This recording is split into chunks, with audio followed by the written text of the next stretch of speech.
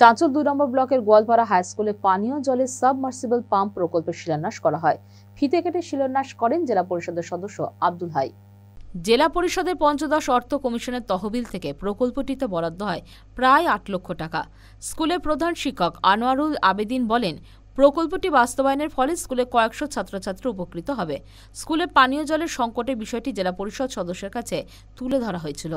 রাজ্যের মুখ্যমন্ত্রী মমতা ব্যানার্জি পাওয়ারে আসার পরে এলাকার উন্নয়নের স্বার্থে অনেক কিছু কাজ করেছে। এখন পর্যন্ত সাধারণ মানুষের সাথে কালভার্ট, রাস্তা, ড্রেন, তার সাথে পানীয় জল, তার সাথে আনুষঙ্গিকভাবে অনেক সামাজিক প্রকল্পগুলো চালু করেছে।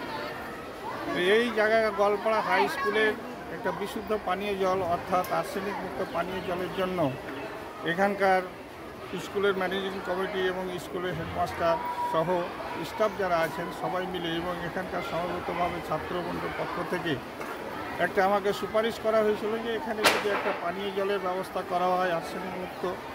এখানে একটা আমাদের সমস্যা হচ্ছে যে পানীয় জলটা বিশুদ্ধ পানীয় জলের অভাবে আমাদের এলাকায় পেটের সমস্যা সমস্ত মানুষের হচ্ছে।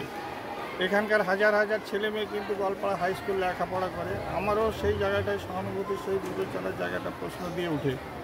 আমি সব দিক বিবেচনা করে চিন্তাভাবনা করে এখানে একটা মার্শাল অর্থাৎ সাবমার্শালের একটা ব্যবস্থা করেছি। এখানে আর্সেনিক মুক্ত একটা সাবমার্শাল হবে। এখানে মালদা টুডে।